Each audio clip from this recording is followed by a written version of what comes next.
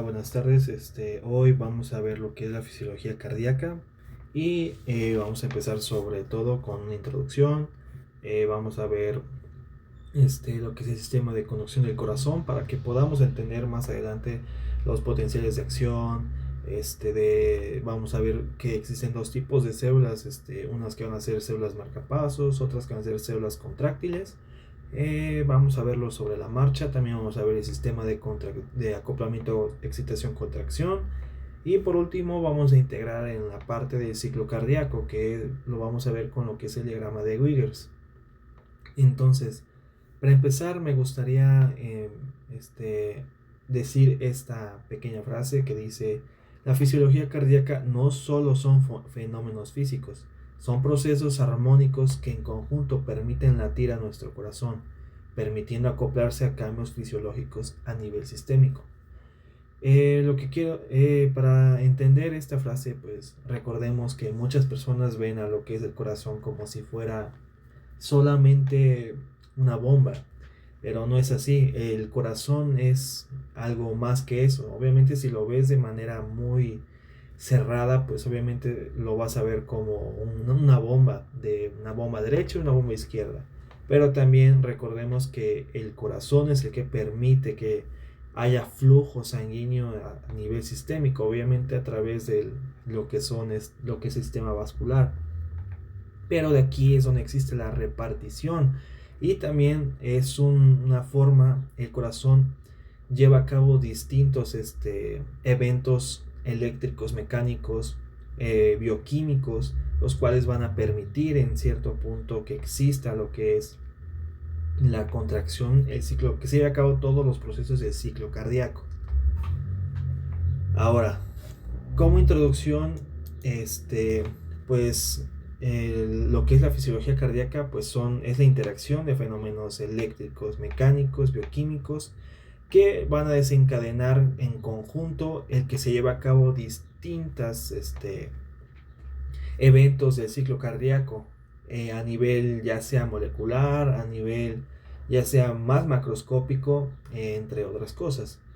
Entonces, pues les vuelvo a recordar que el corazón no solamente es una bomba, ni tampoco solamente debería de serse considerado como un circuito, ya que también tiene sus propias características que lo diferencian de otros tejidos, como lo es el tejido nervioso, el tejido hasta del propio tejido muscular, ya que recuerden que también es un tipo de músculo que se encuentra con su propia clasificación dentro de lo que es el tejido muscular. Ahora, aquí está mal, pero vamos a empezar con lo que es el sistema de conducción del corazón. Entonces, este sistema va a ser una red de células especializadas que van a permitir funcionar como excitoras y conductoras, las cuales van a permitir llevar a cabo que se traslade la información, o bueno, el estímulo del punto A al punto B.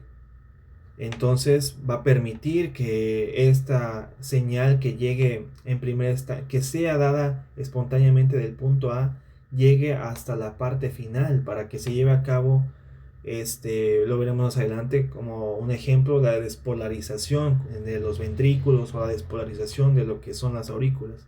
Entonces, este sistema va a permitir que todo lo que es el corazón se contraiga. Entonces, esto va a estar dado igual por una secuenciación y a través de que primero pase en un cierto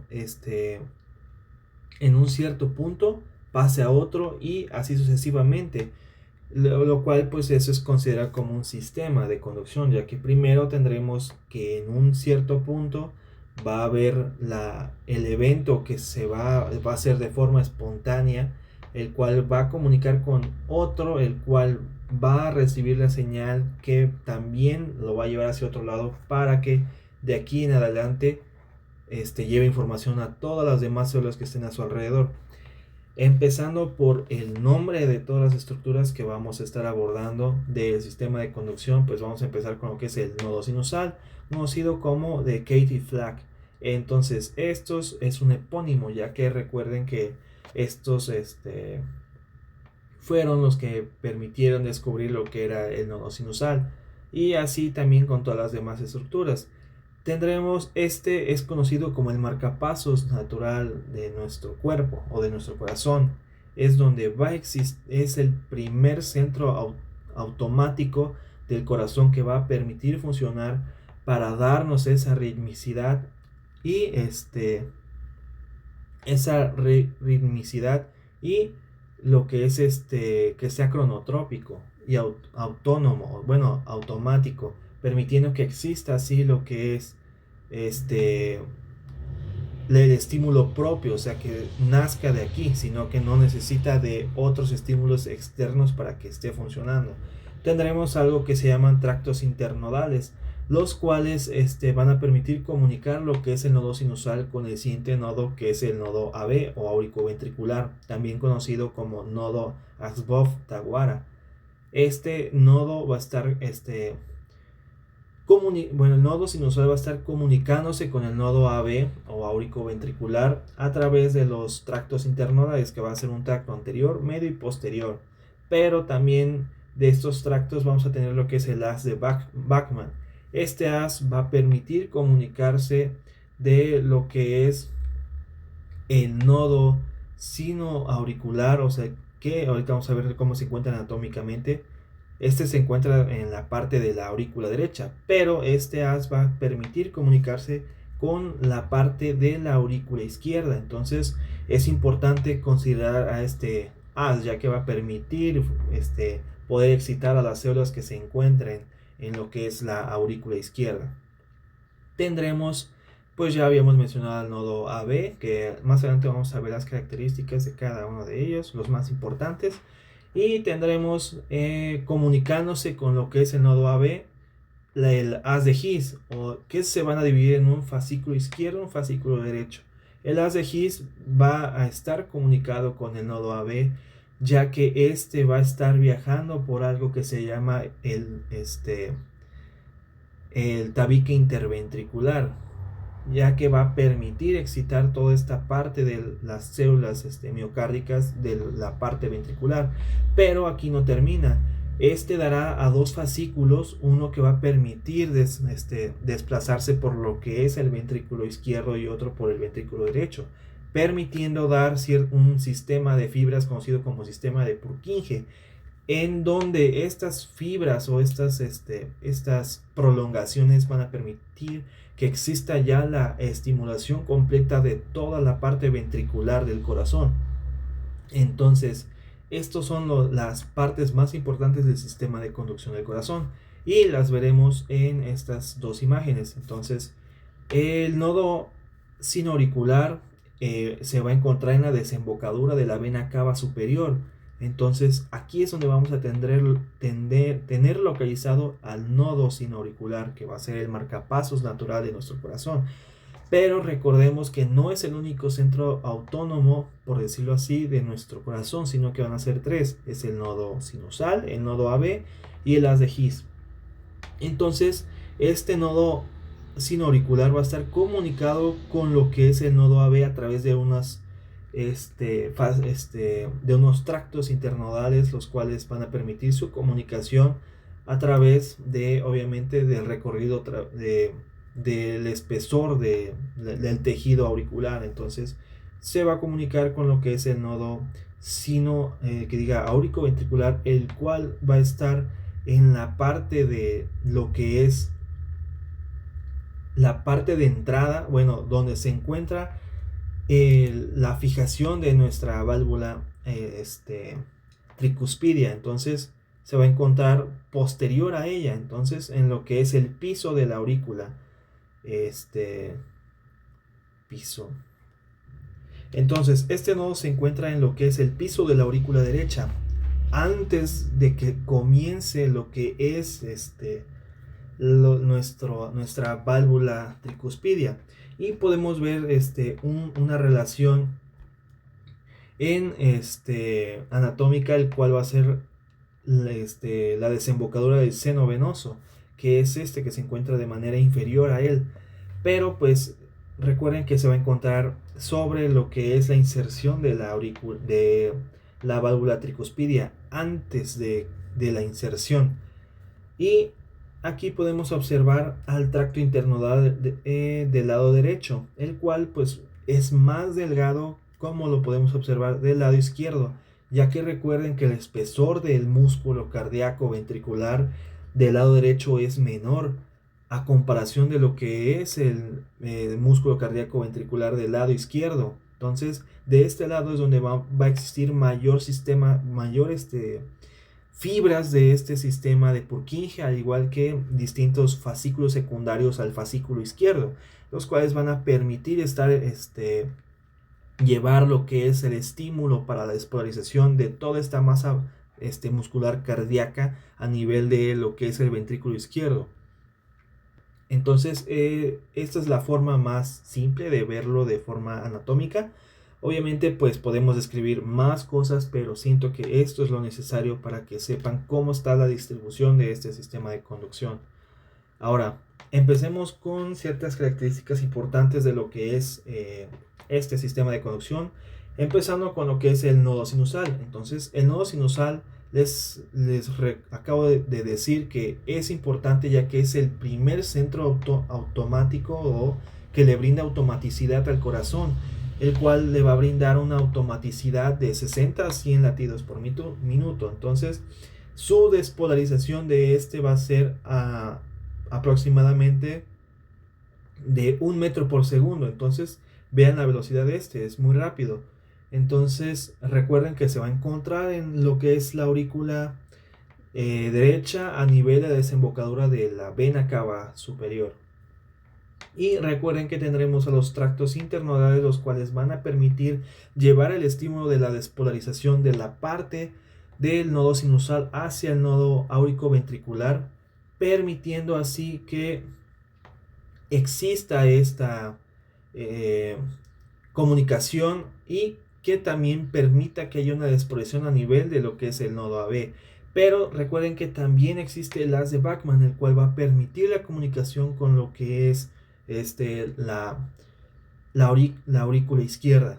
Entonces tendremos a lo que es el nodo AB. El nodo AB, su principal función, aparte que también va a funcionar como sistema de automaticidad, si el nodo sinusal no funciona, va a permitir que exista un retardo de 10 milisegundos, permitiendo así que al final de lo que es el ciclo cardíaco de la diástole, que termina con lo que es la sístole auricular, permita que se despolaricen primero o se contraigan primero las aurículas antes que los ventrículos. Entonces esto va a permitir el retardo de 10 milisegundos, que se contraigan en su totalidad las aurículas.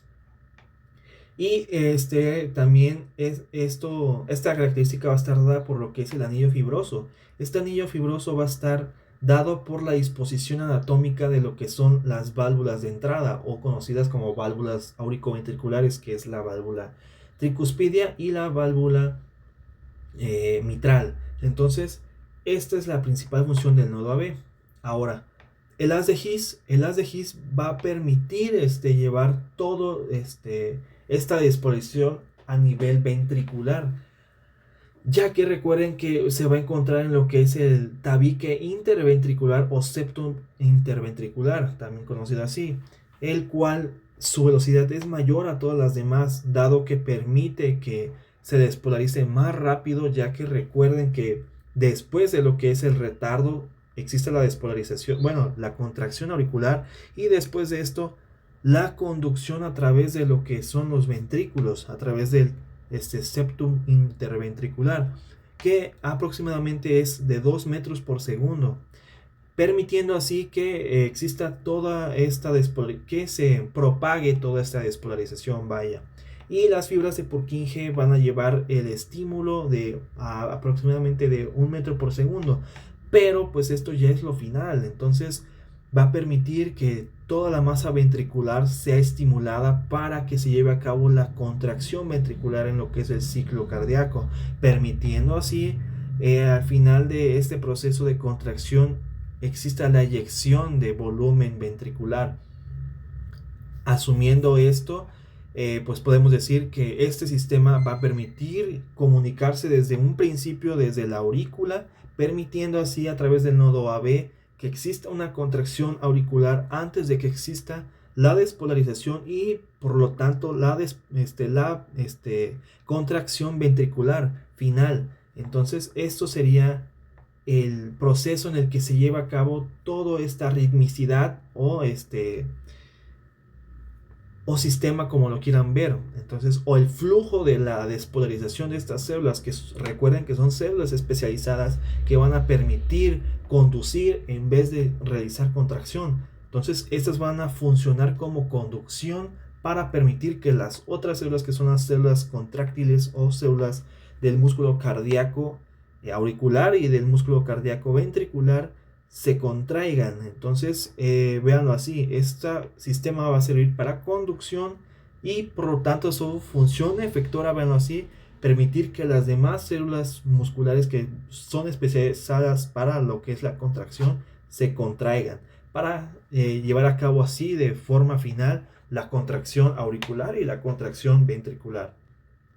Entonces vean en este esquema, tenemos principalmente al nodo sinusal, el cual se va a despolarizar, que vamos a ver más adelante cómo se lleva a cabo el potencial de acción de estas células. Entonces vean, el haz de Bachmann va a permitir que haya un estímulo en lo que es la aurícula izquierda, mientras que en lo que es en la aurícula derecha va a permitir que se lleve a cabo la conducción a través de los tractos internodales hacia lo que es el nodo AB. Pero también en este proceso existe despolarización de la masa auricular derecha y a través del haz de Bachmann la despolarización de la masa de lo que es la aurícula izquierda, permitiendo así comunicarse con el nodo AB.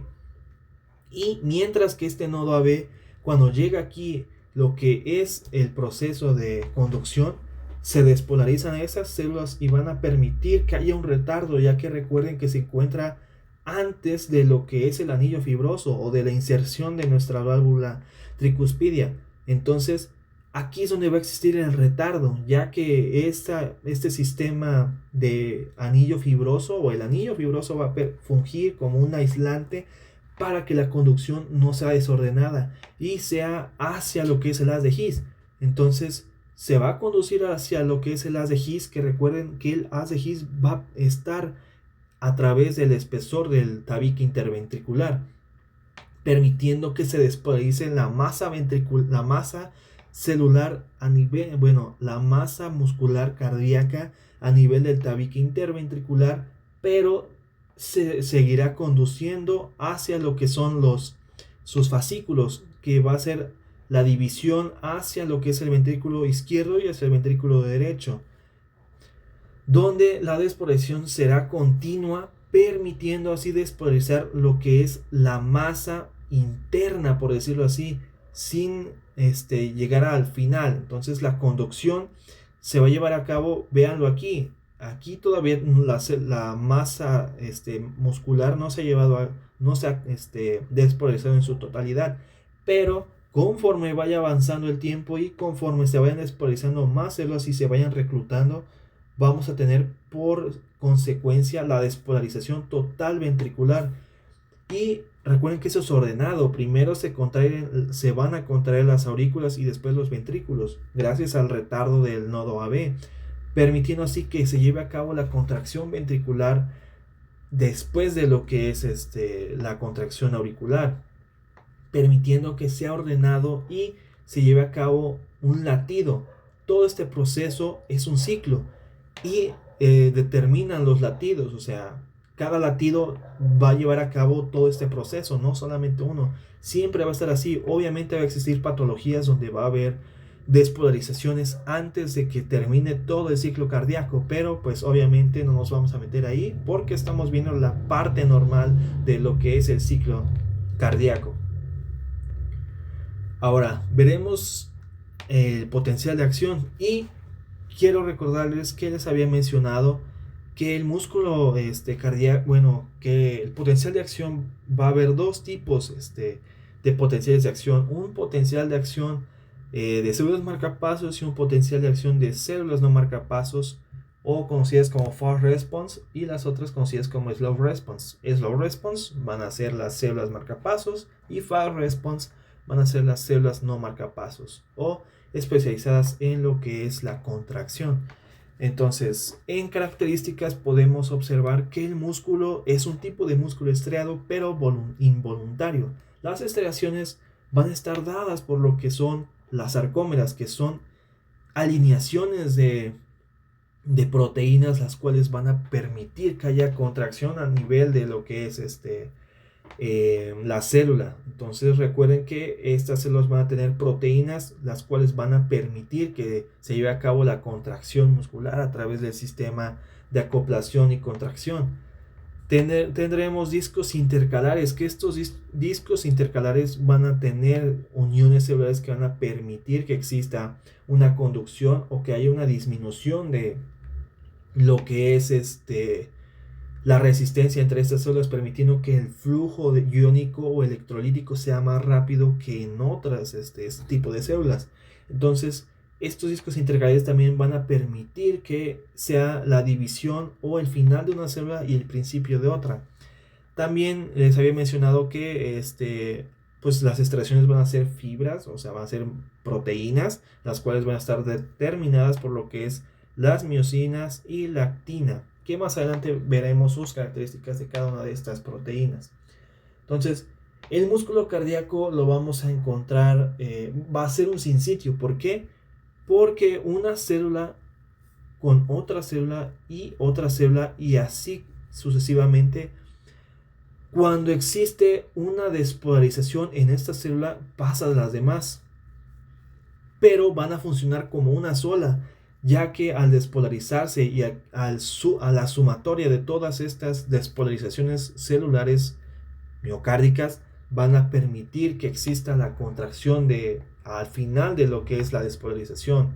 Entonces, esto es lo que quiere decir que sea un sinsitio, que van a funcionar una célula con todas las demás, van a funcionar como una sola célula. Imagínense que el conjunto de toda esta masa muscular o celular va a funcionar como una sola célula, ya que al final todas se despolarizan y van a permitir que se lleve a cabo lo que es la contracción. Ahora, veremos que hay dos sinsitios cardíacos, un sinsitio ventricular y un sinsitio auricular. Estos sinsitios van a estar determinados por lo que es el anillo fibroso, que va a estar determinado por las válvulas de entrada o auricoventriculares, que van a permitir que exista este retardo de la despolarización y la contracción auricular de la ventricular. Entonces, este anillo fibroso permite dividir a la masa celular miocárdica de lo que son las aurículas de los ventrículos. Entonces, por eso existen dos sinsitios, uno auricular y uno ventricular, gracias a esta división de como un aislante que podrían verlo, bueno, lo pueden ver así al anillo fibroso, que es como un sistema de aislante, permitiendo que la conducción sea ordenada. Entonces, en los discos intercalares les había mencionado que tendremos uniones celulares, uniones de hendidura gap y los uniones o conocidos como desmosomas. Los desmosomas van a ser unas proteínas que van a permitir evitar que las células se separen, ya que recuerden que cuando se lleva a cabo la contracción ventricular y auricular, pues obviamente se ejerce tensión hacia la célula debido a la contracción. Esto va a ser de forma transversal, permitiendo las proteínas van a permitir que estas células no se separen, ya que recuerden que para que exista una comunicación mejor, por decirlo así, que estén más pegadas, es necesario que estén más pegaditas para que no exista esta separación y todo esto sirva como para que funcionen los sinsitios. Entonces, estos desmosomas se van a encontrar en los discos intercalares, pero también vamos a tener algo que se llaman uniones gap. Las uniones gap o uniones en hendidura van a permitir la continuidad iónica a través de una célula a otra, ya que estas proteínas son canales los cuales van a tener baja resistencia, permitiendo que el flujo electrolítico de una célula pase a otra, de manera bidireccional, ya que pues puede fluir así, pero pues obviamente lo veremos como de una célula hacia otra y así. Entonces recuerden estos desmosomas e uniones en hendidura, los cuales van a tener baja resistencia para permitir el paso de flujo electrolítico o iónico a través de que recuerden pues de estos gradientes. Si se despolariza una célula, va a permitir que a través de estas uniones en hendidura o gap van a permitir el flujo iónico hacia la siguiente célula. Ahora, el potencial de acción cardíaco. Les mencioné hace un momento que tendremos células marcapasos o slow response y células no marcapasos o conocidas como fast response. Pero también quiero mencionarles que no existe nada más un potencial de acción único, sino que van a existir varios. O sea, vean, el nodo sinoauricular va a tener su propio potencial en donde inicia y en donde termina, y cómo es que se lleva a cabo todo este flujo iónico de despolarización, repolarización, y que se lleve a cabo un siguiente potencial de acción, mientras que el nodo AB tendrá sus características de él mismo, y de las células fast response o no marcapasos tendrán también sus propias características, ya que vean en el músculo auricular es muy distinto al músculo ventricular y en las fibras de Purkinje.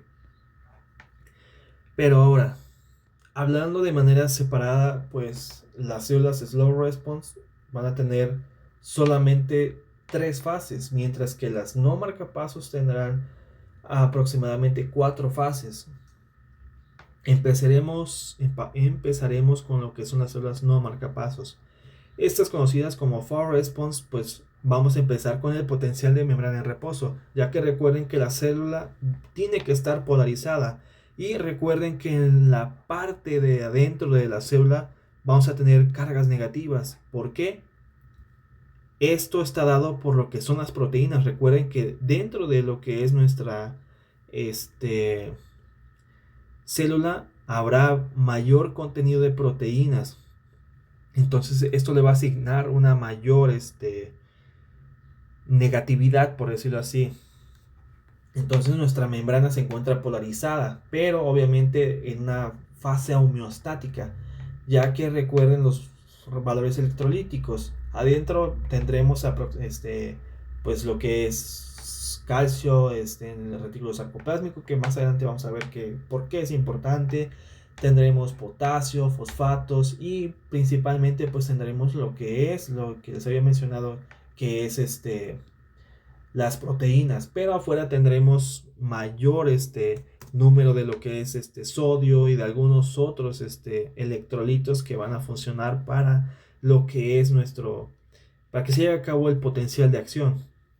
Entonces, en la primera fase, pues llega un estímulo que va a permitir que se activen los canales rápidos de sodio, canales dependientes de voltaje, los cuales van a permitir que se activen para que haya una entrada masiva de sodio adentro de la célula, permitiendo que busque su nivel o su punto de equilibrio, el cual va a ser aproximadamente a más 20 milivoltios. Entonces, a partir de los 20 milivoltios, estos canales dependientes de voltaje de sodio se van a cerrar, ya que encontraron su punto de equilibrio. Ya existe un flujo, por decirlo así, equilibrado dentro y fuera de la célula. Pero véanlo así, pero obviamente no es así. Entonces, en lo que es la parte de repolarización inicial es cuando se abren los canales de lo que es de potasio, canales dependientes de voltaje de potasio, pero habrá una salida mínima, ya que en esta fase se van a volver a cerrar los canales de potasio o habrá un flujo muy pequeño, pero se van a activar los canales dependientes de voltaje de calcio, los cuales van a permitir que exista el evento o la parte de meseta, ya que aquí se va a sostener lo que es la contracción de las fibras cardíacas. Entonces es por eso que existe la entrada de calcio, y recuerden que ahorita vamos a verlo, pero existe dentro de la célula que se activan los canales dependientes de corriente de calcio, que van a permitir que haya una salida de calcio para que se lleve a cabo el proceso de el sistema de contracción y acoplación. Entonces, entra calcio, obviamente por gradiente, ya que en la parte extracelular o intersticial habrá mayor cantidad de calcio que dentro de la propia célula, aunque recuerden que la cantidad mayor se encuentra en la parte sarcoplásmica, comparando al espacio intersticial, espacio intracelular y al sarcoplásmico. Después de esta fase, que es la fase 2, empezará la fase de repolarización rápida, que es donde ya los canales dependientes de voltaje de calcio se cerrarán y empezarán los canales de potasio se abrirán para permitir la repolarización de la membrana celular, bueno, de la célula, permitiendo que haya una salida masiva de potasio, y recuerden que pues su equilibrio va a ser negativo. Entonces se va a repolarizar la célula, pero también va a pasar hasta el punto de hiperpolarización. Pero también recuerden que existen ciertos transportadores secundarios, primarios, y que van a permitir que se restablezca el orden de estos iones o electrolitos, que van a hacer lo que es la bomba de sodio-potasio, ATPasa, la bomba de calcio-potasio, y un intercambiador que va a ser de sodio y calcio, cuales van a permitir que exista un retorno de lo que es los valores normales de estos gradientes de concentración. Entonces en la repolarización pues es lo que se lleva a cabo, que el potasio va a buscar su punto de equilibrio para que empiece así de nuevo el retorno a lo que es el potencial de membrana en reposo, pero pues por distintos mecanismos, no solamente es uno. Entonces se hiperpolariza, pero retorna lo que es el potencial de membrana en reposo para un nuevo ciclo. Ahora, esta es de la parte de las fast response. Ahora veremos del potencial de acción del músculo cardíaco, pero de las marcapasos o de los slow response. Entonces, estas células no van a tener como tal un punto de potencial de membrana en reposo, ya que ellas mismas empiezan lo que es el potencial de acción. O sea, son las células que permiten que exista esta parte de automatismo del corazón. Entonces, tendremos una fase 4, pero no es un potencial de membrana en reposo, que quede claro esto. Entonces, dependiendo de ciertas cantidades de flujo o de flujo electrolítico, es cómo es que va a cambiar el potencial, entre comillas, de membrana en reposo, ya que habrá ciertos canales que se van a activar en la hiperpolarización de nuestra célula. Que recuerden que la hiperpolarización es que haya una mayor carga de iones, de electrolitos negativos. Bueno, no carga de iones negativos, sino que exista un desplazamiento del potencial de membrana hacia negativo. Entonces, estas células van a tener distintas variaciones en lo que es el potencial de membrana en reposo, entre comillas. Entonces, dependiendo de la hiperpolarización, obviamente se van a activar ciertos canales de sodio y de potasio, ya que recuerden que van a estar permeables los de sodio, que van a provocar la hiperpolarización. Pero aquí entra en juego algo que se llaman relojes de calcio, que van a estar activados o mediados por lo que es la hiperpolarización. Entonces, si se hiperpolariza, en cierto punto estos canales se van a abrir, permitiendo que haya un flujo masivo de calcio adentro de la célula. Pero a diferencia de la célula cardíaca de fast response, estas cuando entra la corriente de entrada, que van a fungir como la despolarización de esta célula, solamente va a estar mediada por calcio, no va a haber entrada de otros electrolitos. Entonces, por eso es que vemos una subida aparentemente lenta. Obviamente es más lenta que la otra, porque chequen esto, o sea, la curva.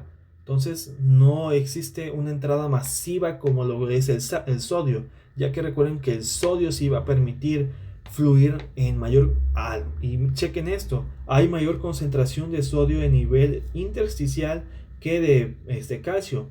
Entonces el gradiente es mayor el de sodio, hay mayor sodio fuera que adentro a comparación de lo que es el calcio. Entonces, pues obviamente esta gráfica va a estar circunscrita de forma distinta a las otras, a las que están mediadas por lo que es el sodio.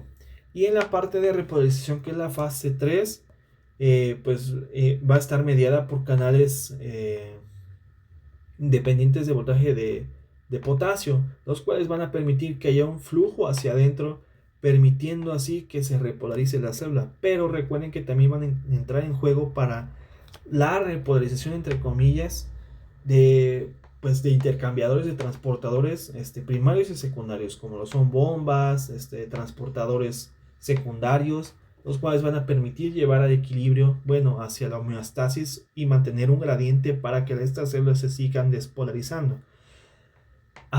Pero quiero que quede claro es que este potencial es de células marcapasos. Entonces su propiedad va a ser única, ya que van a tener cierta característica que les va a permitir funcionar como automáticas, ya que van a poder mediar o cambiar lo que es los relojes de calcio, los cuales van a permitir cambiar su variabilidad para acoplarse a lo que es a una frecuencia cardíaca distinta. Entonces, por eso es que pueden variar esto, o sea, lo que es la fase 4.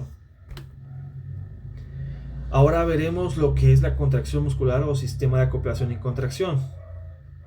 En este sistema, veremos primero sus generalidades de lo que son las proteínas.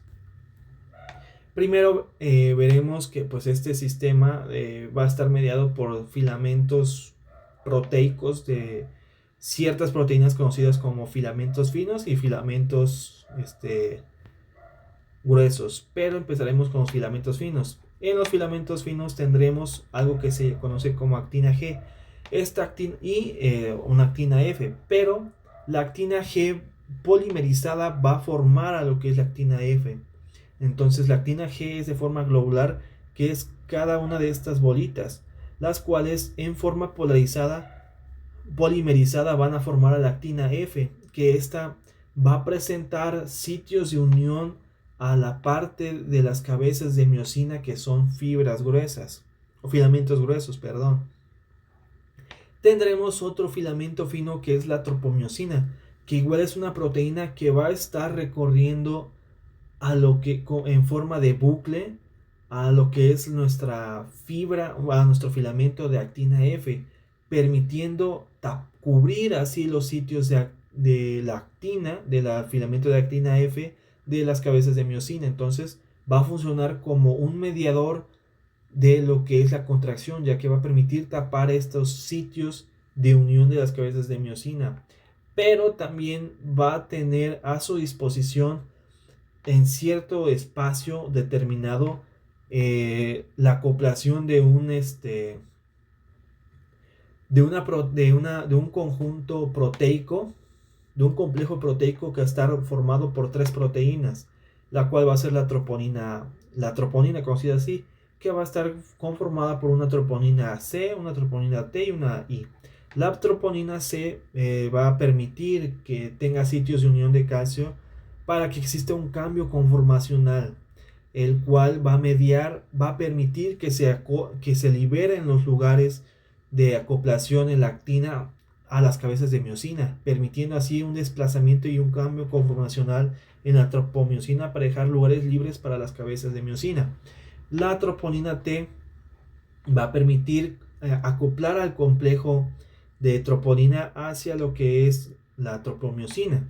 Y la troponina I va a funcionar como un mediador inhibidor, permitiendo que hay un cambio conformacional para poder tapar los sitios de unión en lo que es la actina F de las cabezas de miosina. Entonces va a permitir que haya un cambio conformacional en lo que es la tropomiosina para tapar los lugares de unión de las cabezas de miosina.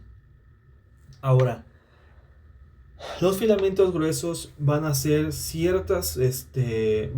una proteína conocida como miosina, la cual va a tener 2 cadenas pesadas y 4 cadenas ligeras. Las cadenas pesadas van a van a tener una forma, por decirlo así, verlo como helicoidal, las cuales van a permitir que se acople al final las cadenas ligeras, que son 4. 2 formarán una cabeza de miosina y otras 2 la otra cabeza de miosina. Pero pues tendremos proteínas que van a encontrarse permitiendo fungir como cambiadores de la forma en la que se encuentra la cabeza de miosina, ya que esta cabeza puede estar así, en lo que se conoce como golpe de remo, o de forma erguida, que es la cadena ligera reguladora y cadena ligera esencial. Pero en lo que son las cabezas de miosina tendremos actividad catalítica, tendremos algo que se conoce como miosina tepeasa, que a través de ATP o de energía va a permitir funcionar o cambiar, llevar a cabo la contracción o la acoplación de las cabezas de miosina a lo que es los lugares de acoplación de la actina. Ahora, tendremos otras proteínas citoesqueléticas que van a permitir funcionar como mediadores o de anclaje. Una de ellas es la distrofina, la cual va a funcionar como proteína de anclaje al sarcolema. El sarcolema en este caso es lo que es la membrana, la membrana del músculo, de la célula muscular. Entonces va a funcionar como acoplador de estas proteínas filamentosas a lo que es la sarcolema. La titina va a ser una proteína que va a permitir anclarse a lo que son los discos Z, permitiendo así asociar a la miosina. Se va a asociar a la miosina y va a actuar como un resorte, ya que recorre desde la línea M hasta el disco Z. Entonces, recuerde que los resortes pueden ser mediadores. Entonces, un resorte va a permitir que tantos hay tensión en un sistema. Entonces, obviamente, va a permitir mediar qué tanto se contraen y qué tanto se desplazan entre los filamentos finos y filamentos gruesos. Y tendremos por último lo que es la nebulina, que recorre a la sarcómera completa, la cual va a permitir asociar también a los filamentos finos. Se asocia a los filamentos finos y actúa como mediador de longitud. Entonces, sí va a permitir qué tanto se desplazan estas proteínas sobre otras, ya que recuerden que estas cabezas van a ir moviéndose así sobre lo que es la proteína de actina o el filamento de actina. Otra característica que tenemos que tener muy en cuenta es algo que se conocen como túbulos T o túbulos transversos, ya que son evaginaciones de lo que es el sarcolema sobre la sarcómera, por decirlo así, sobre la célula, donde a su disposición de manera bilateral vamos a encontrar dispuesto lo que es el retículo sarcoplásmico, ya que este retículo sarcoplásmico va a estar mediado por la corriente de entrada de calcio para activar unos receptores, los cuales van a permitir que haya una salida masiva de calcio a través de lo que es el retículo sarcoplásmico.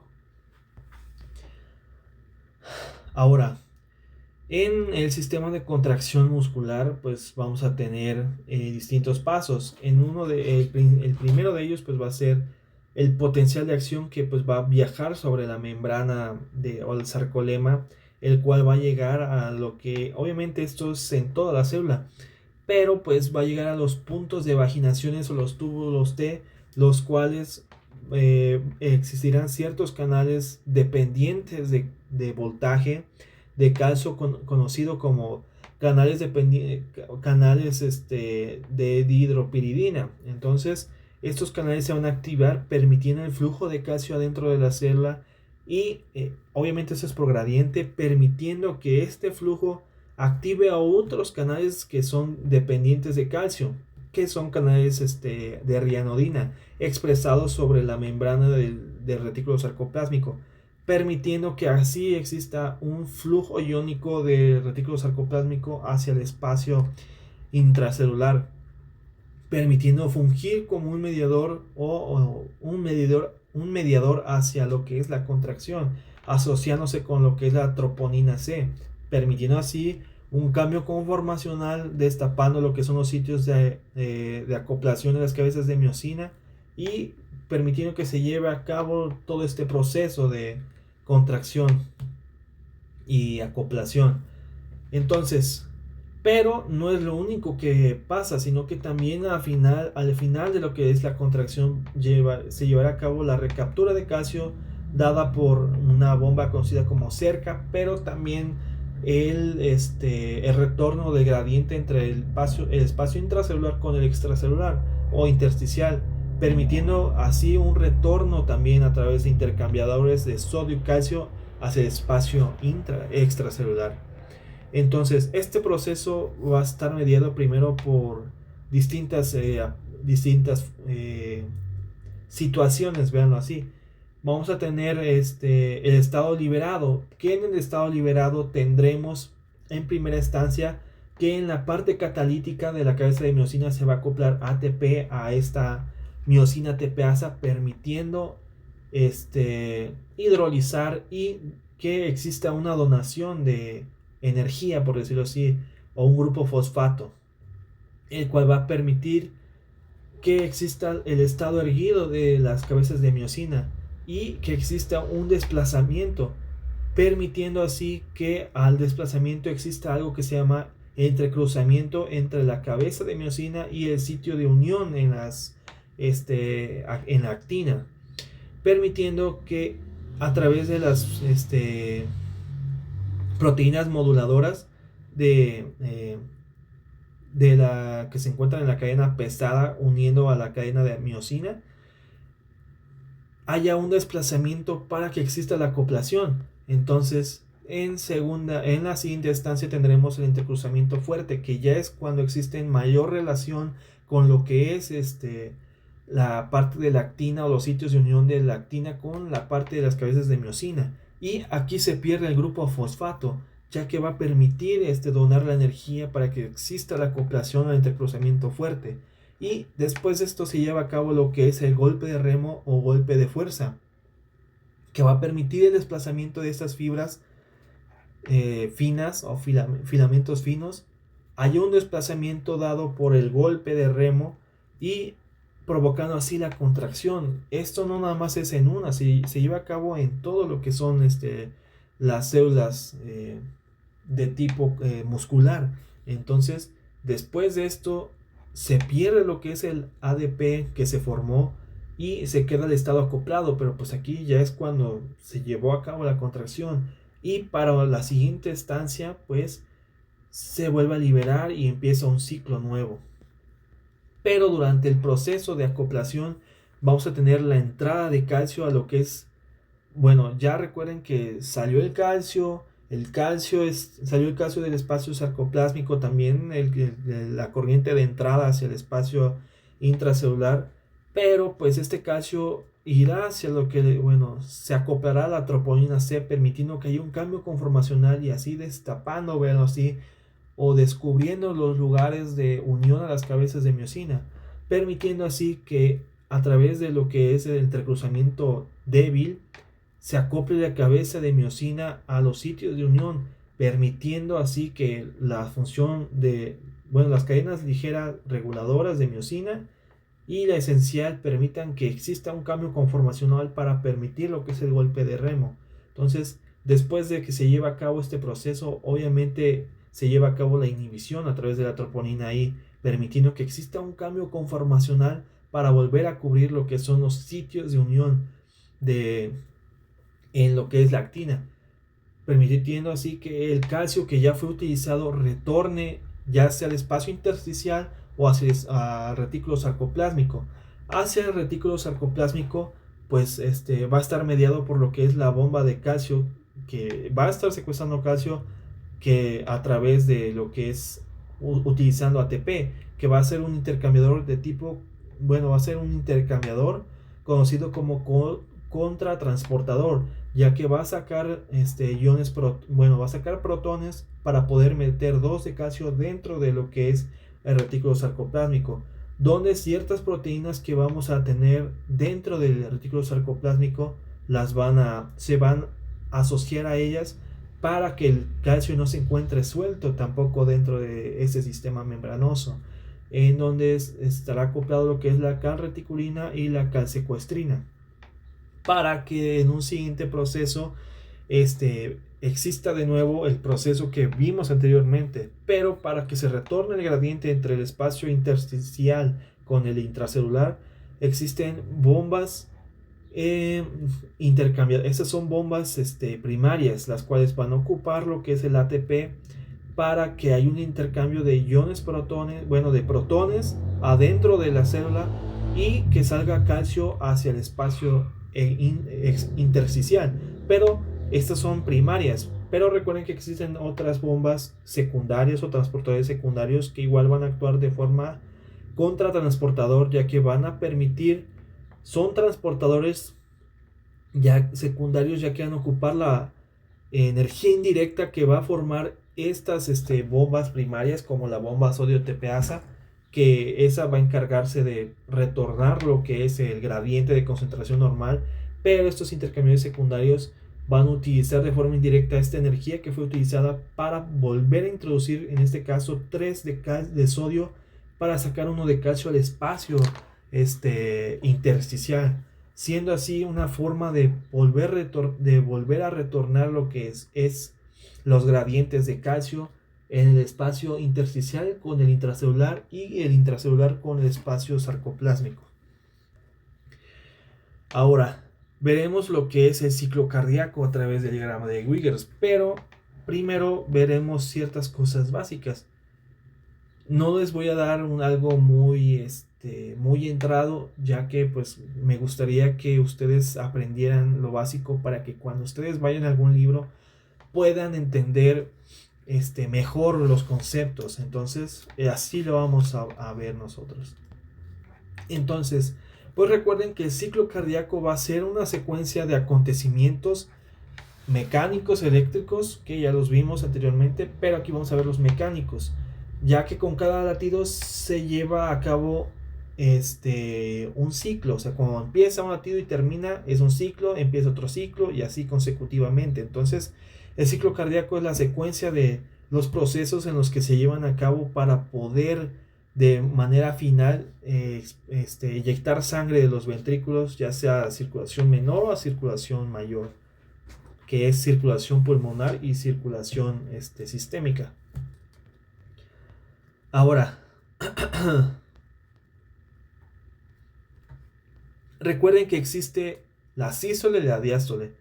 La diástole va a ser mediada por el llenado ventricular. Bueno, va a estar dado por el llenado de los ventrículos y va a terminar con algo que se conoce como sístole auricular, que es donde ya las aurículas se contraen para expulsar la sangre que queda en ellas hacia lo que son los ventrículos. Entonces, viendo al ciclo cardíaco, pues lo podemos dividir en 4 fases distintas. Pero antes de poder abordar esto, me gustaría que vieran este pequeño concepto que les pongo aquí, que es válvula de entrada, que es la mitral y la tricuspidia o válvulas auricoventriculares, y las válvulas de salida, que van a ser la pulmonar y la aórtica, que son las válvulas semilunares. Entonces dividiremos al ciclo cardíaco en 4 fases. En la fase de llenado, que les puse una llavecita aquí, ya que a través de las aurículas va a llegar sangre, va a haber sangre en las aurículas que van a permitir que haya el paso hacia lo que son los ventrículos, permitiendo que exista este llenado. Pero durante este proceso, las válvulas de entrada están abiertas, ya que están permitiendo el paso de lo que es el volumen de la parte auricular hacia la ventricular, pero no hay salida hacia lo que es el pulmón y hacia lo que es la irrigación sistémica. Entonces, las válvulas semilunares en esta fase se encuentran cerradas. Pero en la parte de contracción isovolumétrica, que este concepto puede sonar muy así chorero y eso, pero lo que quiere decir isovolumétrica, entonces el volumen que se encuentre en los ventrículos ya en esta estancia va a ser constante, ya que no hay un flujo en lo que es la entrada ni en la salida. O sea, no hay salida del volumen, ni siquiera entrada del volumen. Entonces va a aumentar la presión en esta parte, pero lo que va a pasar es que va a seguir permaneciendo lo que es este mismo volumen, ya que no hay una corriente hacia afuera o una corriente de entrada. En esta fase las válvulas semilunares y las válvulas auriculoventriculares se van a encontrar cerradas. En la fase de vaciado, obviamente por gradientes de presión, las válvulas de entrada, que es la mitral y la tricuspidia, se van a encontrar cerradas. Pero como ya existe una presión tan grande, van a vencer a las presiones de las válvulas de salida, que es la pulmonar y la aórtica. Entonces en la fase de vaciado van a estar abiertas estas válvulas, la semilunar y la aórtica. Ahora, en la relajación isovolumétrica es cuando ya se llevó a cabo la contracción ventricular, ya hubo eyección de volumen ventricular hacia ya sean los pulmones o hacia la aorta, y así de forma sistémica. Pero en esta parte no hay intercambio de volúmenes tampoco. Queda el volumen residual en los dos ventrículos y obviamente se encuentran relajándose, pero en este relajamiento las dos válvulas, o sea, los dos tipos de válvulas las vamos a encontrar cerradas, ya que no va a existir un paso de lo que es de sangre de lo que es la aurícula hacia los ventrículos y de los ventrículos hacia afuera. Pero también lo que va a pasar es que a las aurículas va a estar llegando sangre, porque las aurículas van a ser reservorios de volumen. Entonces después, como es un ciclo, de nuevo va a empezar la fase de llenado, ya que se va a relajar tanto los ventrículos que la presión dentro de ellos va a ser tan pequeña que va a ser menor a la presión entre las válvulas auriculoventriculares, que va a existir el paso de lo que es las aurículas hacia los ventrículos, ya que por gradiente de presión y también de volumen va a existir este paso, ya que habrá menor presión en la parte de los ventrículos y habrá mayor presión, va a vencer la presión de las aurículas a la de los ventrículos, y así es que empieza de nuevo lo que es el flujo. Entonces, más explícitamente, pues vamos a ver dónde termina y cómo y dónde empieza. Entonces, la fase de llenado va a terminar cuando las válvulas auriculoventriculares se cierren.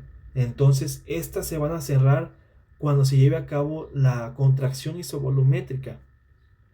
Entonces, obviamente véanlo así, de que aumenta la presión en el ventrículo, ya sea derecho o izquierdo, que ya en el momento en que quiere existir una contracción, obviamente estas válvulas se van a cerrar.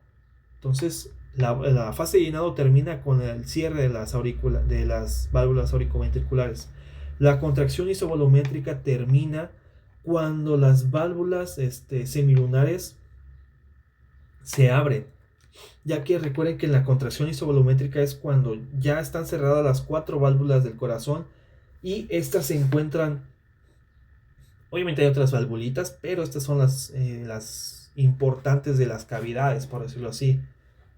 Estas, pues va a aumentar la presión y va a aumentar hay tanto volumen que también se van a cerrar estas válvulas.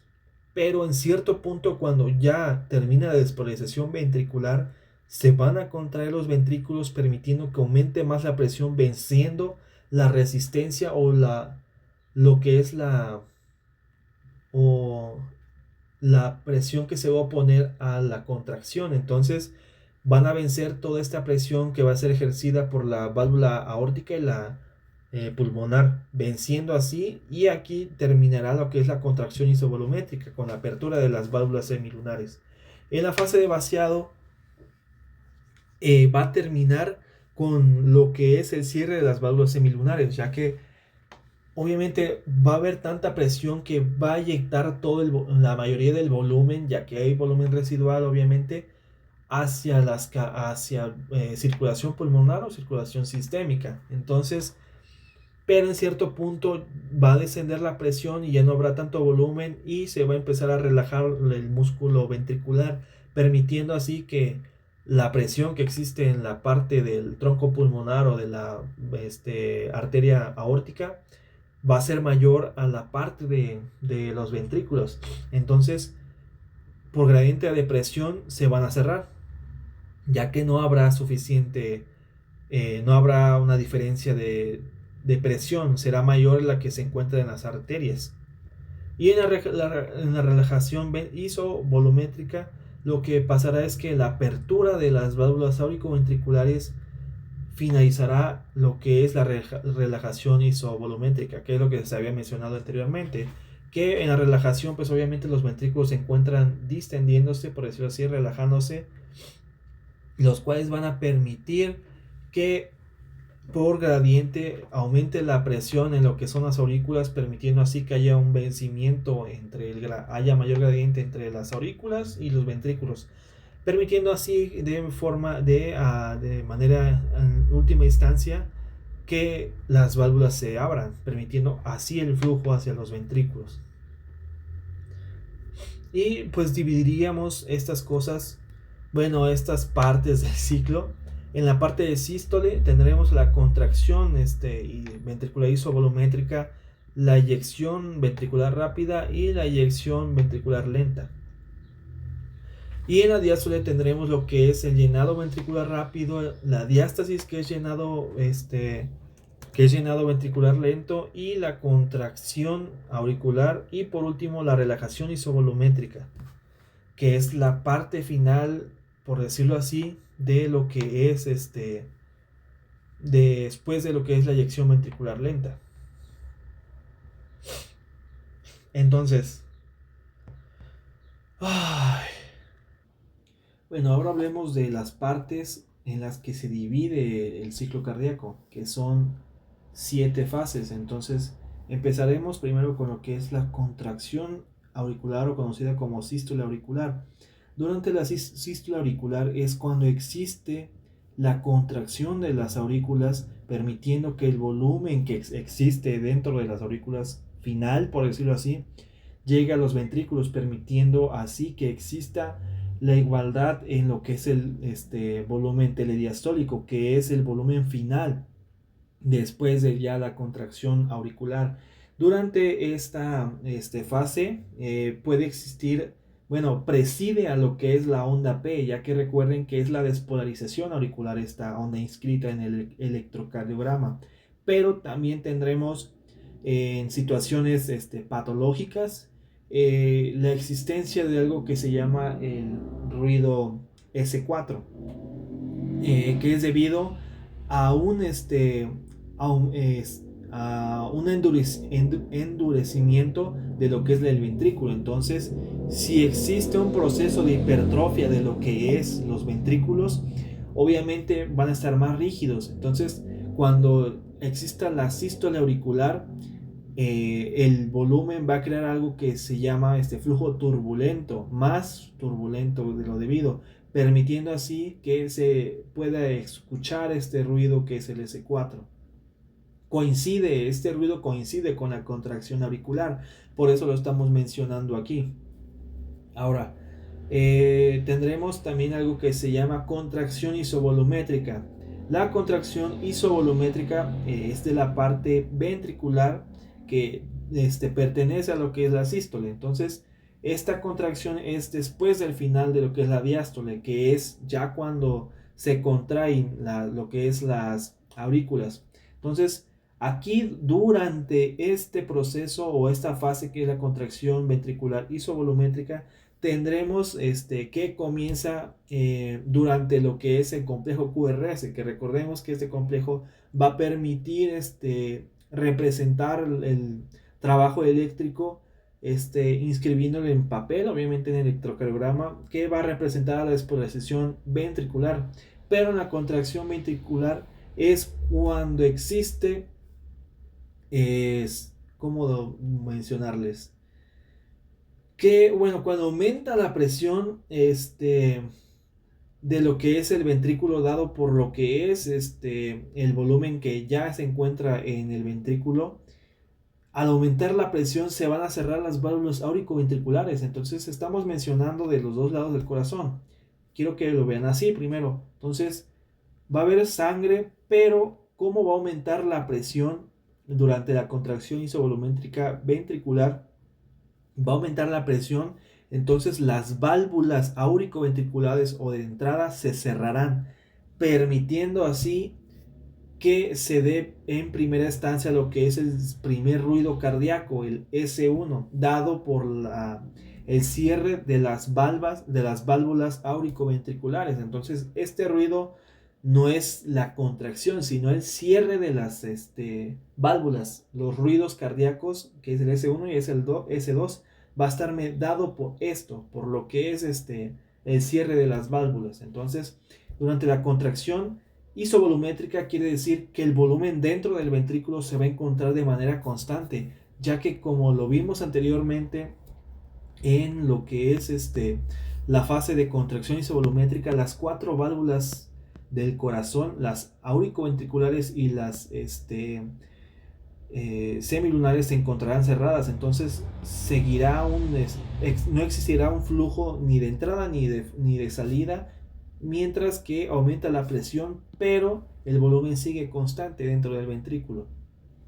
Ahora, tendremos algo que se llama eyección ventricular rápida, que esta va a estar mediada dada a que va a aumentar la presión, se va a despolecer el músculo cardíaco ventricular y se va a llevar a cabo la contracción ventricular. Entonces va a aumentar la presión dado a la contracción, en que va a permitir que se haya la apertura de lo que son la válvula semilunar y la válvula aórtica, dependiendo de qué ventrículo lo estemos viendo. Si es del ventrículo izquierdo, va a vencer a la presión de lo que es la válvula aórtica y de la aorta. Entonces, al aumentar la presión y que alcance a ganarle a la presión que ejerce la parte aórtica, existirá la eyección ventricular rápida, ya que en este proceso es cuando mayor volumen sale de lo que es el ventrículo. Entonces, se eyectará lo que es la sangre, dado a que pues ya ha vencido al gradiente de presión. Entonces habrá más presión en el ventrículo que en lo que es la aorta, o permitir que se abra la válvula aórtica. Esto pues está mediado por la ley de Frank-Starling o relación de Frank-Starling, que en la poscarga pues es cuando es la fuerza que tiene que ejercer nuestro ventrículo, que ya es aplicada. Entonces es la fuerza que tiene que ejercer el ventrículo para poder vencer a la resistencia periférica, o salir o poder inyectar sangre hacia periferia o hacia sistema circulatorio pulmonar. Entonces en esta parte es cuando mayor volumen sale. Se aumenta también la presión en la aorta, dado que recibe tanto volumen sanguíneo, que aumenta la presión, ya que recuerden que los fluidos van a ejercer presión sobre la pared aórtica. Entonces van a presentar que haya una mayor ¿cómo decirles? Una mayor presión, pero también de retorno existirá lo que es la tensión, dado que pues es una fuerza que ejerce para que avance lo que es el fluido. Entonces eso es lo que es la parte ventricular, la eyección ventricular rápida. Pero también mencionándoles que esto coincide con la parte final de lo que es el segmento ST, o en otras palabras el inicio de la onda T, que pues esta onda representa lo que es la repolarización ventricular. En siguiente instancia tendremos la eyección ventricular lenta, que durante esta fase sí seguirá existiendo una fuga de sangre hacia afuera, o sea, hacia la aorta, pero aquí los ventrículos se comienzan a relajar. Entonces la presión en la parte ventricular empieza a ser menor, y también en la parte aórtica, ya que recuerden que este fluido a través de la aorta empieza a irse hacia las, ¿cómo decirles? Se comienza a distribuir hacia el árbol arterial. Entonces se comienza a distribuir la sangre que mientras que en lo que es la parte de salida de la aorta o en el callodo aórtico tendremos ya menor presión, dado que pues sigue recorriendo el fluido, pero pues sigue saliendo un poco de volumen, pero ya no igual que cuando es la eyección ventricular rápida.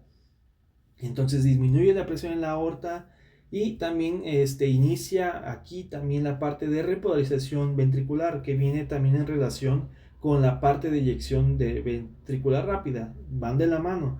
Entonces pues ya como ya pasó la contracción, se comienza a relajar. En siguiente instancia lo que vamos a tener es la relajación isovolumétrica ventricular, ya que ya no va a haber un flujo hacia afuera, el cual pues durante este proceso tendremos dentro de nuestros ventrículos, pues que como disminuye la presión en los ventrículos y también disminuye pues en lo que es la arteria aorta o en el tronco pulmonar o arteria pulmonar, disminuye, y lo que va a pasar en siguiente instancia es que las válvulas se van a cerrar porque ya no existe un gradiente, una diferencia de gradiente entre lo que es el ventrículo con la aorta o la arteria pulmonar. Entonces va a aumentar la presión y al aumentar, va a bajar la presión que diga, y al bajar la presión estas válvulas retornan a su lugar de inicio, ya que pues por gradiente pues tiene mayor presión esta parte de las arterias, por decirlo así, que lo que es el ventrículo, ya que se está relajando. Entonces al provocar que se relaje o la relajación isovolumétrica, tendremos el siguiente ruido, que es el S2.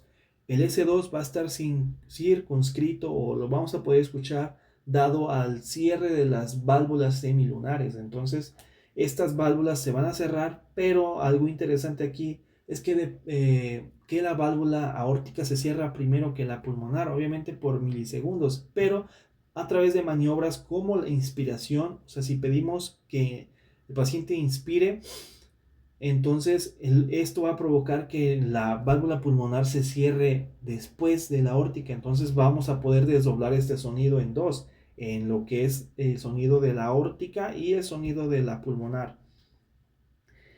De esta parte pues ya les acabo de mencionar que disminuye la presión, pero también el volumen residual ventricular pues va a continuar constante, porque en esta parte de lo que es la relajación isovolumétrica, las 4 válvulas del corazón están cerradas, entonces no hay un paso de sangre hacia el ventrículo ni ya no hay salida, entonces el volumen sigue constante, por eso es isovolumétrico. Y en siguiente instancia, pues obviamente las aurículas son cavidades de reservorio de volumen, entonces siempre están llegando sangre a esta parte porque no tienen tanta resistencia, no hay resistencia para que esté llegando sangre. Entonces pues viene la otra parte, que es el llenado ventricular rápido. Durante lo que es la relajación isovolumétrica, pues está llegando sangre a las aurículas, o sea, ya sea por las venas pulmonares o por las venas cavas, en el corazón derecho o en el corazón izquierdo. Entonces, de aquí hacia el llenado, o sea, está llegando sangre, pero están cerradas las válvulas. Pero cuando comienza el llenado ventricular rápido es cuando los ventrículos, su presión cae tanto que existe mayor presión, aunque es muy pequeña, en las aurículas que en los ventrículos, permitiendo la apertura de las válvulas de entrada, que son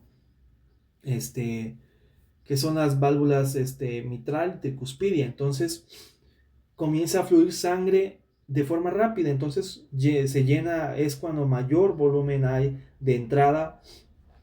Y ya se había mencionado que en el ventrículo la presión disminuye tanto que existe este flujo de lo que es la aurícula hacia el ventrículo. Entonces, pues esa es la parte pues de llenado pues rápido, veanlo así, de que es cuando mayor paso de volumen existe. Pero aquí también podemos tener algo que es el tercer ruido, que en niños es normal, pero esto en personas adultas, si existe este ruido, no es normal, ya que está dado por una sobrecarga de volumen que llegue a la aurícula. Entonces Recuerden que también los ventrículos tienen un límite de entrada de volumen, entonces si el volumen aumenta tanto, pues obviamente va a existir este sonido, ya que va a haber una sobrecarga de tanto volumen. Véanlo como una presa cuando está muy llena. Cuando abren sus compuertas sale un flujo con mucha fuerza. Entonces aquí es lo mismo. Entonces imagínense lo que hay una fuerza potencial demasiado grande que pues los ventrículos van a recibir así de forma brusca. Entonces aquí también por flujo turbulento se va a formar el siguiente ruido, que es el S3, como se había mencionado. Y después tendremos lo que es el llenado ventricular disminuido, que esa es la parte más larga del ciclo cardíaco. Pero pues el fluido, el flujo que va a existir es menor que en la parte de llenado ventricular rápido. Y esto va a finalizar con la parte junto con la sístole auricular van a finalizar lo que es la diástole, ya que recuerden que lo que es la contracción auricular o sístole auricular es cuando vacían el volumen que tienen en las aurículas hacia los ventrículos. Y aquí es cuando se vuelve a lo que es que en el volumen ventricular debe existir ya lo que es el volumen diastólico, que es la parte final de la diástole, que es la sístole auricular. Entonces, viendo todo esto, pues pasémonos a un esquemita. Veamos primero lo que es veámoslos con el corazón izquierdo. Entonces, esta parte es presión y acá abajo es volumen. Entonces, véanlo aquí. La presión de lo que es el ventrículo izquierdo está disminuida, porque es la parte de contracción isovolumétrica, que diga el llenado ventricular. Por eso está disminuido aquí. Es llenado ventricular en esta parte, pero en la parte rojita tendremos la contracción isovolumétrica, ya que tenemos todo el volumen aquí. Hay volumen ya, y ese es suficiente, o sea, ya es el volumen telediastólico, ya que aquí existe lo que es la contracción auricular, y vean aquí un aumento pequeño de volumen. Entonces aumenta el volumen aquí y están las 4 válvulas cerradas y comienza a aumentar la presión, donde cuando comienza a aumentar la presión se cierra la válvula mitral o la válvula tricuspidia, pero cuando vence la presión a la válvula aórtica, existe la apertura de lo que es la válvula aórtica, permitiendo así que exista una caída abrupta de volumen dentro de nuestro ventrículo. Entonces, aquí podemos ver la parte de eyección ventricular, donde está pues la eyección ventricular lenta y rápida. Entonces, cae el volumen hasta que quede en un volumen residual aproximado de 40 a 50 mililitros. Y sigue aumentando la presión, pero también tiene que retornar. Entonces, en la tercera parte, que es la relajación isovolumétrica, o también en la parte de llenado ventricular lento, pues ya hay un flujo, pero menor de sangre. Pero, como comienza a caer tanto la presión que vuelve a retornar, pues esta presión ya no puede vencer a lo que es la resistencia de la aorta y de las válvulas. Entonces se vuelve a cerrar la válvula mitral, en este caso la válvula tricuspidia, y que diga la válvula aórtica o la válvula pulmonar se cierran. Entonces comienza a caer otra vez la presión. Veanlo aquí, este es el corazón izquierdo y corazón derecho. Comienza a caer la presión hasta que llega a la parte en la relajación isovolumétrica. Recuerden que es cuando el ventrículo se comienza a distender, o sea, ya dejó de contraerse, y aquí el volumen sigue constante, pero al final de esta viene la apertura de las válvulas auricoventriculares, donde en su apertura comienza a entrar sangre, o empieza a comenzar lo que es el llenado ventricular rápido. Entonces se abren las válvulas mitral y tricuspidia y comienza el llenado de sangre, y véanlo aquí, comienza a aumentar el volumen de nuevo hacia los ventrículos, y esto es de manera cíclica.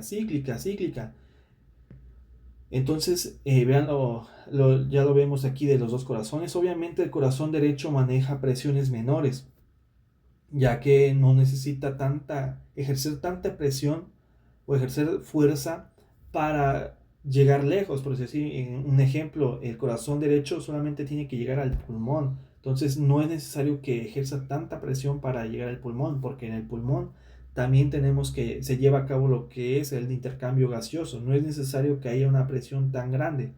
Pero en la parte pulmonar, que diga en la parte del corazón izquierdo, que es a través de la aorta, pues la aorta sí necesita el corazón, el ventrículo izquierdo ejercer mucha presión, ya que es hacia sistémico, o sea, es hacia todo el cuerpo. Entonces sí es necesario poder tener tanta presión a ejercer para la apertura, aparte de la aorta, de la válvula aórtica, y para que avance la sangre hacia los lechos capilares. Entonces recuerden esta división de arterias, arteriolas, parte capilar pero de las arterias, el intercambio y así. Entonces obviamente tiene que existir esta presión para que perfunda. Y viendo la parte de los ruidos, podemos observar aquí que tenemos al S4, este es corazón izquierdo, S4 que va a estar dado en lo que es la sístole auricular. Podemos ver aquí el aumento de la presión, que diga del volumen ventricular, y también el aumento de la presión que ejerce nuestros aurículas. Pero pues también ya cuando comienza a aumentar, que es empieza la contracción isovolumétrica, aumenta la presión y existe el cierre de la válvula mitral o de la válvula tricuspidia. Se cierra y viene el primer sonido cardíaco, el S1, donde aumenta y en cierto punto la presión de lo que es el ventrículo va a vencer a la presión de la válvula aórtica, permitiendo su apertura y así el flujo y el aumento de la presión, ya que recuerden que va a haber una disminución de volumen abrupto en el ventrículo, y la aorta va a aumentar también su presión, dado que va a recibir tanta sangre que va a aumentar su presión, ya que recuerden que, les vuelvo a repetir, la parte del fluido va a ejercer presión sobre las paredes de la aorta. Pero también tenemos el retorno de cuando ya pasó también la contracción ventricular lenta, pues comienza a caer la presión. Obviamente en esta parte sigue habiendo flujo, pero aquí comienza a caer la presión, que es cuando ya la válvula aórtica se cierra y comienza a caer la presión, hasta, ya que aquí estamos en la parte de relajación relajación ventricular isovolumétrica, hasta que cae tanto la presión que existe de nuevo la apertura de las válvulas auricoventriculares, y así repitiendo el ciclo. Entonces véanlo, aquí en esta parte comienza a aumentar el volumen, ya que existe la apertura de las válvulas auricoventriculares. Y otro dato que se me pasó es la parte del segundo sonido. El segundo sonido va a llevarse a cabo cuando después de lo que es la relajación, ¿cómo se llama? Viene después de lo que es la eyección ventricular lenta, que es la parte de relajación isovolumétrica ventricular, que es cuando cae la presión. Existe, en este punto se cierran las válvulas semilunares y existe la creación del siguiente sonido, ya que se cierran las válvulas, y aquí viene el S2, que está dado por las válvulas semilunares. Entonces se cierran y pues comienza a caer la presión, que aquí las 4 válvulas están cerradas, pero recuerden que hay un punto donde cae tanto la presión que se van a volver a abrir las válvulas auricoventriculares para que exista el llenado de nuevo del ventrículo, que viene de nuevo lo que es el llenado rápido ventricular, el llenado lento y la contracción auricular. Pero pues en este proceso de llenado podemos observarlo aquí, que comienza a aumentar de nuevo el volumen, y de nuevo viene la parte de sístole auricular, un aumento de nuevo de lo que es el volumen, y así se repite el proceso. Y recuerden también la parte de lo que es el S3, que también va a estar dado por una sobrecarga de volumen. En este caso puede ser más por la parte del ventrículo derecho, pero también pues del ventrículo izquierdo, aurícula izquierda, perdón, o aurícula derecha, que va a ser una sobrecarga de volumen hacia el ventrículo, que va a crear por flujo turbulento, crear el siguiente sonido que es el S3, que pues en niños es normal, pero pues en adultos es patológico. Y pues esto sería todo.